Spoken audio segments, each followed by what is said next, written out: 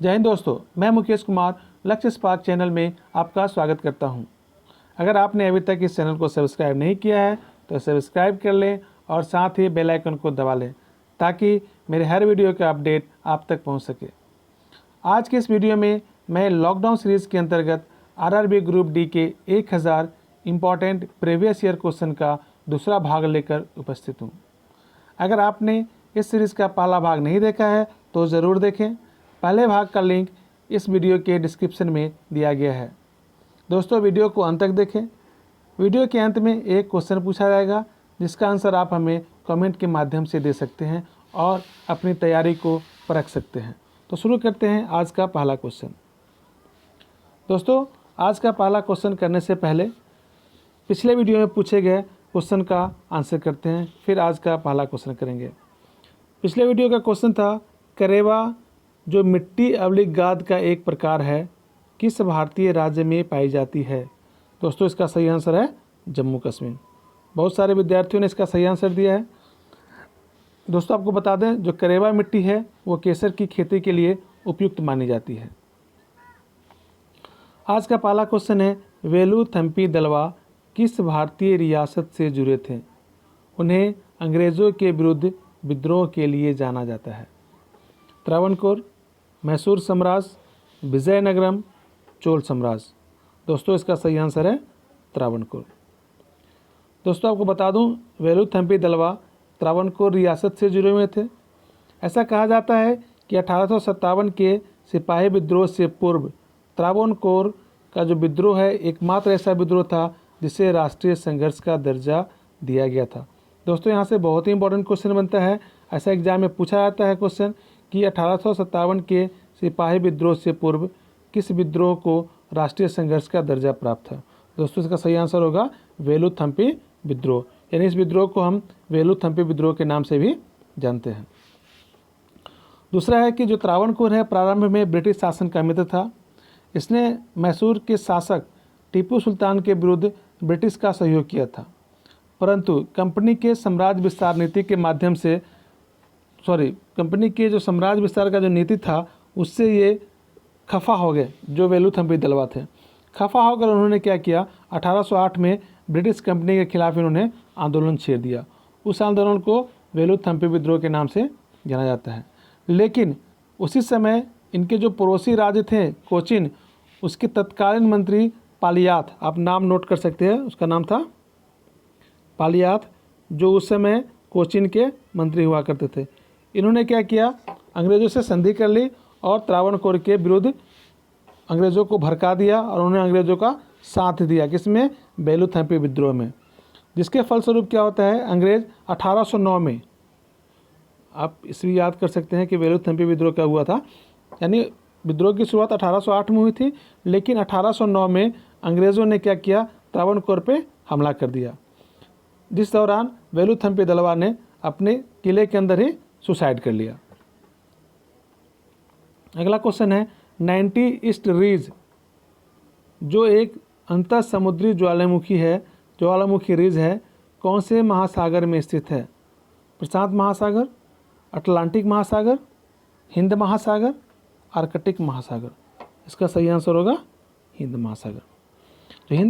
जो 19 east ridge है वो जो कहाँ पे है, हिंद महासागर में है, जिसकी लंबाई 5000 किलोमीटर है और चौड़ाई लगभग 200 किलोमीटर है। अगला क्वेश्चन है, महाराष्ट्र में गोवर्धन इको विलेज की स्थापना किस संगठन ने की है। इस्कॉन, गौड़ीय मठ, RSS, ईसा फाउंडेशन। इसका सही आंसर होगा option A, ISKCON. Govardhan village की जो स्थापना है वो 2003 में इस्कॉन के द्वारा की गई थी। और आमतौर पे इस गोवर्धन इको विलेज में ऑर्गेनिक फार्मिंग हो गया और गाय के संरक्षण एवं विकास जैसे कार्यों पर जोर दिया जाता है। आपको इस्कॉन के बारे में बता दें तो इस्कॉन की जो स्थापना है वो 1966 में न्यूयॉर्क में की गई थी। 1966 में न्यूयॉर्क में की गई थी और इसके जो संस्थापक हुए थे भक्ति वेदांत स्वामी प्रभुपाद। और इस इस्कॉन को, जो ये इस्कॉन है, उसको हरे कृष्ण आंदोलन के नाम से भी जानते हैं। अगला क्वेश्चन है, गोवा पर पुर्तगालियों द्वारा किस वर्ष कब्जा कर लिया गया था? 1512, 1515, 1510 और 1516। दोस्तों इसका सही आंसर होगा 1510। दोस्तों आपने मॉडर्न हिस्ट्री के शुरुआत में ही पढ़ा होगा कि जो वास्को डी गामा है वो भारत 1498 में आते हैं। इनके आने के कुछ समय बाद ही जो पुर्तगाल है अपना वायसराय नियुक्त करके भेजता है। उसके बाद जब उनका दूसरा वायसराय आता है जिसका नाम है अल्बुकर्क,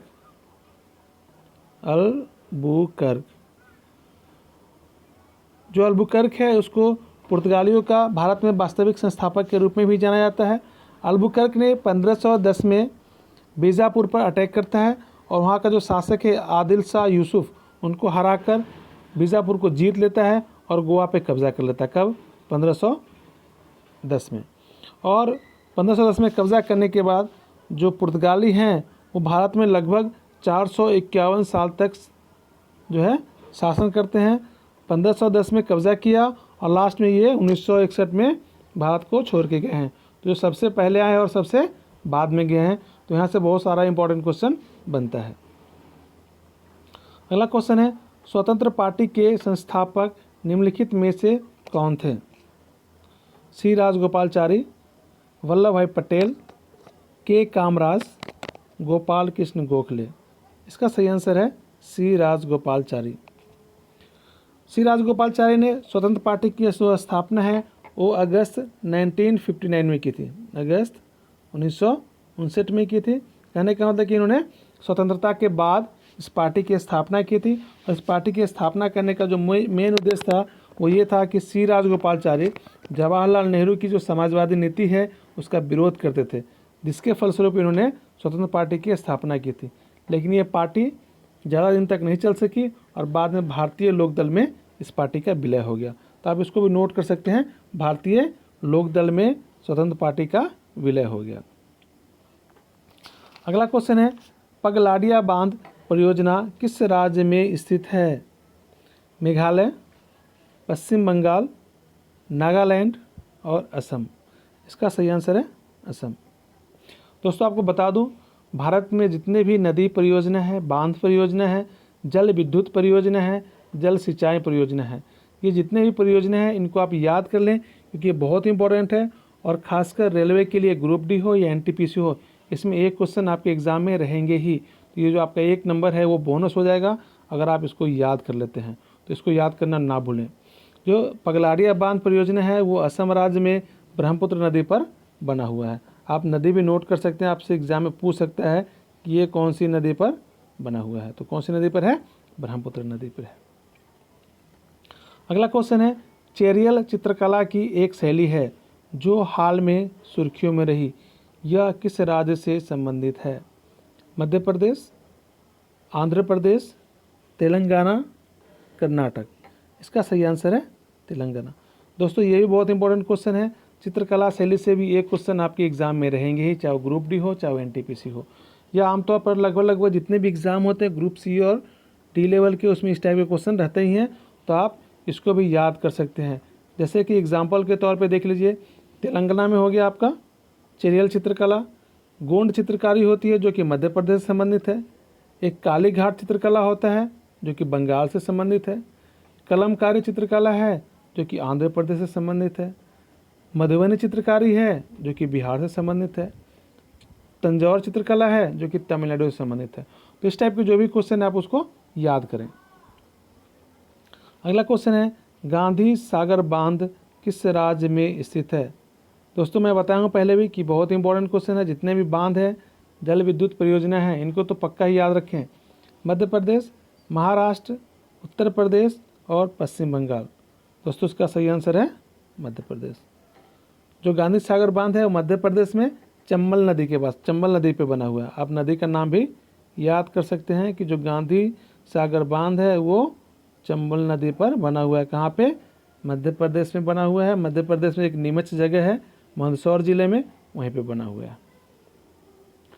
अगला क्वेश्चन है, ब्रिटिश सरकार ने कुख्यात रॉलेट अधिनियम कब पारित किया था? इस अधिनियम में बिना मुकदमे के राजनीतिक नज़रबंदी की अनुमति दी गई थी? ऑप्शन है 1921, 1920, 1919, 1922। दोस्तों इसका सही आंसर है 1919। गांधी जी द्वारा किया गया राष्ट्रीय लेवल का ये प्रथम आंदोलन था। जब गांधी जी साउथ अफ्रीका से आते हैं इंडिया, उसके बाद ये पहला आंदोलन था जो गांधी जी का ये पहला आंदोलन है जो कि राष्ट्रीय लेवल का आंदोलन था। ठीक है, इस जो ये रॉलेट अधिनियम है, इसमें कहा गया था कि बिना वकील, बिना दलील और बिना अपील का ये कानून है, और इसको काले कानून की भी संज्ञा दी गई थी। अगला क्वेश्चन है, नीति आयोग के पदेन अध्यक्ष के रूप में कौन कार्य करता है? भारत के उपराष्ट्रपति, भारत के प्रधानमंत्री, भारत के गृह मंत्री और भारत के राष्ट्रपति। इसका सही आंसर है भारत के प्रधानमंत्री। भारत के जो प्रधानमंत्री होते हैं वो नीति आयोग के पदेन अध्यक्ष होते हैं। नीति आयोग की जो स्थापना है वो योजना आयोग की जगह की गई थी 1 जनवरी 2015 को। ये भी आपसे एग्जाम में क्वेश्चन कभी कभी पूछा जाता है कि नीति आयोग की जो स्थापना है वो कब की गई थी, या नीति आयोग की स्थापना किस आयोग के या किस संस्था के बदले की गई थी। तो जो नीति आयोग की स्थापना है वो योजना आयोग की जगह की गई थी। कब की गई थी? 1 जनवरी 2015 को।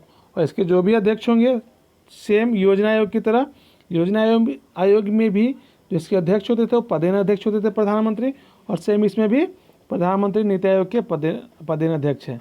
कई बार एग्जाम में क्वेश्चन पूछा जाता है कि नीति आयोग के उपाध्यक्ष कौन है। तो वर्तमान में नीति आयोग के जो उपाध्यक्ष हैं वो डॉक्टर राजीव कुमार है। बहुत इंपॉर्टेंट है, एग्जाम में पूछे जाते हैं। अगला क्वेश्चन है, बलेडा रेगिस्तान किस देश में स्थित है? ऑप्शन है आइसलैंड, न्यूजीलैंड, ग्रीनलैंड, पोलैंड। इसका सही आंसर है पोलैंड। जो बलेडा रेगिस्तान है वो कहाँ पे है? पोलैंड में है। और रेगिस्तान से संबंधित एक और क्वेश्चन है कि संसार का सबसे बड़ा मरुस्थल कौन सा है? तो कौन सा हो जाएगा? संसार का जो सबसे बड़ा मरुस्थल है वो सहारा मरुस्थल है।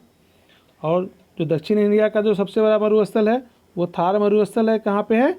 भारत में है। तो जितने भी विश्व में जहाँ जहाँ मरुस्थल है आप उनका लिस्ट निकाल करके याद कर सकते हैं। ये भी बहुत इंपॉर्टेंट है, एग्जाम में बार बार रिपीट होते हैं।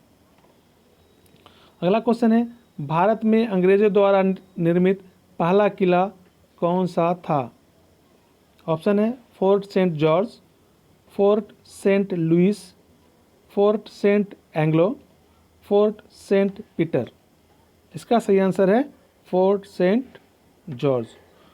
फोर्ट सेंट जॉर्ज का निर्माण 1664 में, आप डेट नोट कर सकते हैं, 1664 में चेन्नई में, जो कि उस समय मद्रास हुआ करता था, पहला ब्रिटिश किला का जो दर्जा प्राप्त है किसको?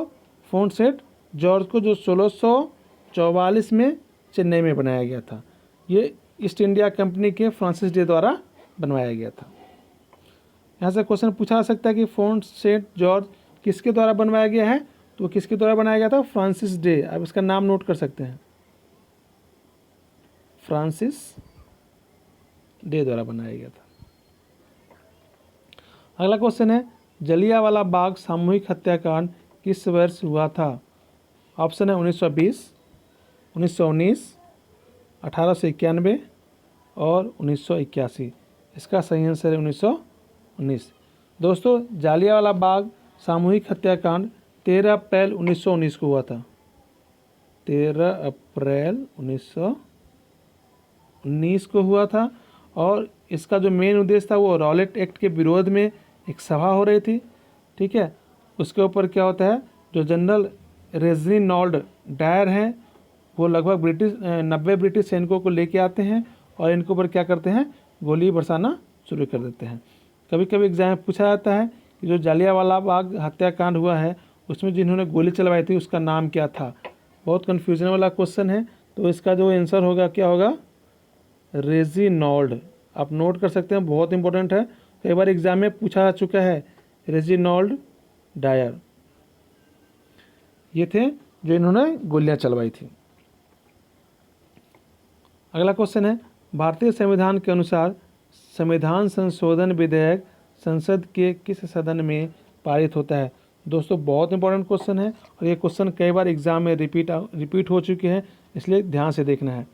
उच्च सदन, दोनों ऊपरी और निचले सदन एक साथ, दोनों ऊपरी और निचले सदन अलग से, और निचला सदन।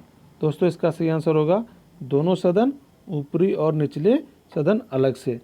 भारतीय संविधान के भाग 20 में, भारतीय संविधान के भाग 20 के अनुच्छेद 368, ये दोनों बहुत इंपॉर्टेंट है। भाग 20 और अनुच्छेद 368 में संविधान संशोधन से संबंधित प्रक्रिया का वर्णन किया गया है। संविधान संशोधन विधेयक को संसद के दोनों सदनों में अलग अलग 2/3 बहुमत से, अलग अलग 2/3 बहुमत से पारित होना आवश्यक है। इसलिए बहुत इंपॉर्टेंट क्वेश्चन है, इसको ध्यान देना है। अगला क्वेश्चन है, विश्व बैंक का मुख्यालय किस देश में स्थित है? ऑप्शन है रूस, यूएसए, जापान और इंग्लैंड। इसका सही आंसर है यूएसए। विश्व बैंक का जो मुख्यालय है वो वाशिंगटन डीसी में है। अब इसको नोट कर सकते हैं, वाशिंगटन डीसी में, वाशिंगटन डीसी में है। और ये क्या करती है, विश्व बैंक जो है संयुक्त राष्ट्र की जो ऋण प्रदान करने वाली एक संस्था है। इसकी जो स्थापना है जुलाई 1944 में की गई थी। कभी कभी एग्जाम में इसकी स्थापना भी पूछी जाती है। अगला क्वेश्चन है, दक्षिण एशियाई खेल परिषद का गठन किस वर्ष में हुआ था? 1987, 1975, 1983, 1979। इसका सही आंसर है 1983 में, यानी कि दक्षिण एशियाई खेल परिषद का गठन 1983 में हुआ था। वर्तमान में इसके 8 सदस्य हैं। पहला है अफगानिस्तान, नेपाल, पाकिस्तान, बांग्लादेश, इंडिया, भूटान, मालदीव और श्रीलंका। कभी कभी एग्जाम में क्या क्वेश्चन होगा, इनमें से 4 देशों के नाम डाल दिए जाएंगे, इसमें से एक ऐसा देश होगा जो इस खेल परिषद का संगठन नहीं है, और पूछा जाएगा निम्नलिखित में से कौन देश दक्षिण एशियाई खेल परिषद का सदस्य नहीं है। तो आपको ये 8 नाम याद करना जरूरी है। अगला क्वेश्चन है, भारत का प्रथम वायसराय कौन था?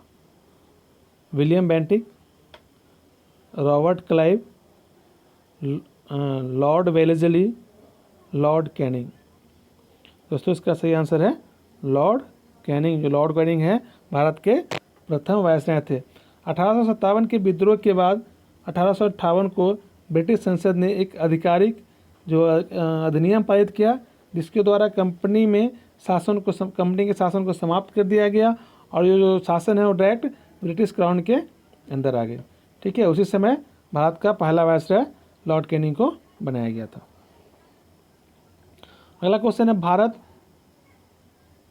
देश का सबसे बड़ा उत्पादक, उपभोक्ता और आयातक देश है।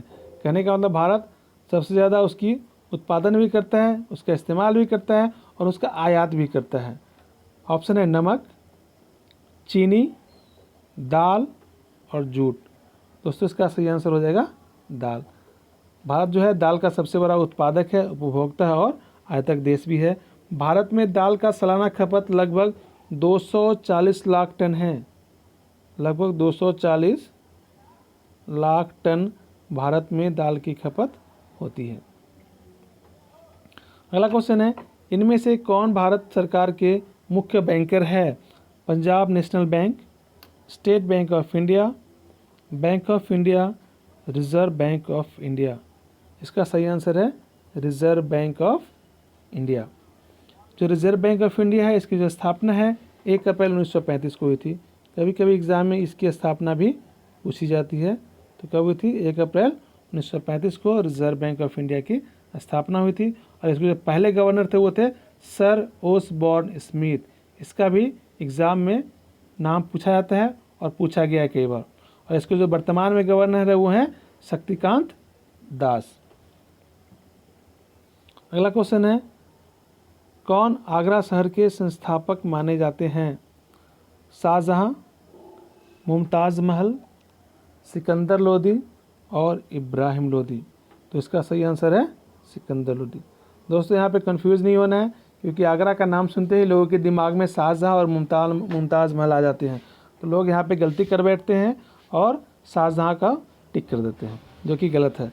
आगरा शहर को सिकंदर लोदी ने 1504 में बिठाया था।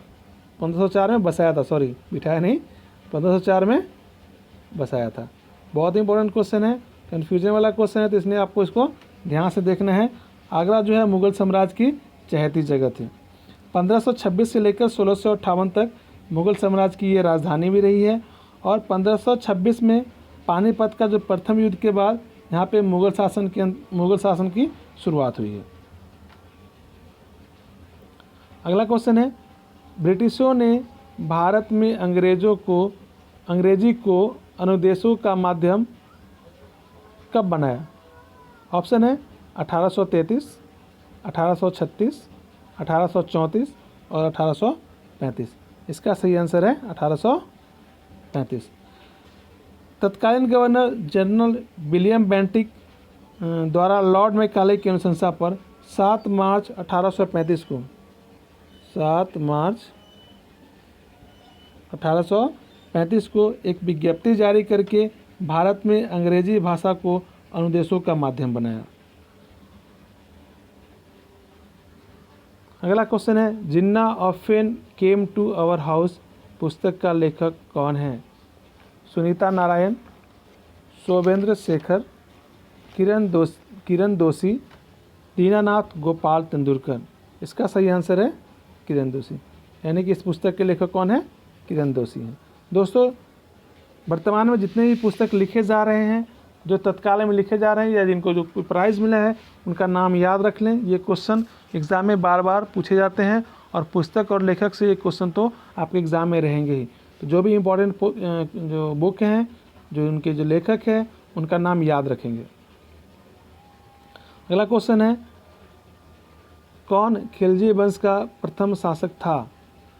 जलालुद्दीन फिरोज खिलजी, बलबन, अलाउद्दीन खिलजी, मालिक कफूर। इसका सही आंसर है जलालुद्दीन फिरोज खिलजी। दोस्तों, बच्चे यहाँ पे गलती कर जाते हैं। खिलजी वंश का नाम सुनते ही उनके दिमाग में अलाउद्दीन खिलजी आ जाता है, क्योंकि जो अलाउद्दीन खिलजी थे, खिलजी वंश के जो प्रतापी शासक थे, ठीक है। तो इसलिए लोग क्या करते हैं, यहाँ पे खिलजी वंश का नाम आते हैं बच्चे क्या करते हैं, अलाउद्दीन खिलजी को टिक करते हैं, जो कि ऐसा नहीं है। जो जलालुद्दीन फिरोज खिलजी हैं, वो खिलजी वंश के प्रथम शासक और संस्थापक भी माने जाते हैं। अगला क्वेश्चन है, गुरु शिखर डैश के आबुदा पर्वतों का शिखर है जो अरावली पर्वत श्रेणी का उच्चतम शिखर है? राजस्थान, हिमाचल प्रदेश, सिक्किम और उत्तर प्रदेश। इसका सही आंसर है राजस्थान। ये जो पर्वत है, गुरु शिखर पर्वत है, इसकी जो ऊंचाई है वो 1722 मीटर है और ये माउंट आबू से लगभग 15 किलोमीटर की दूरी पर स्थित है। अगला क्वेश्चन है, एशियाई खेल संघ ने पंडित जवाहरलाल नेहरू द्वारा दिए गए शब्द को आदर्श वाक्य के रूप में अपनाया। Sports ever onward, keep up steps, sporting together. दोस्तों, इस क्वेश्चन का आंसर आपको हमें कमेंट के माध्यम से बताना है कि इसका सही आंसर क्या होगा। दोस्तों, अगर आपको मेरा यह वीडियो अच्छा लगा तो लाइक करें, शेयर करें और सब्सक्राइब करें। इस वीडियो का PDF आप हमारे टेलीग्राम चैनल से डाउनलोड कर सकते हैं, जिसका लिंक इस वीडियो के डिस्क्रिप्शन में दिया गया है। जय हिंद, धन्यवाद।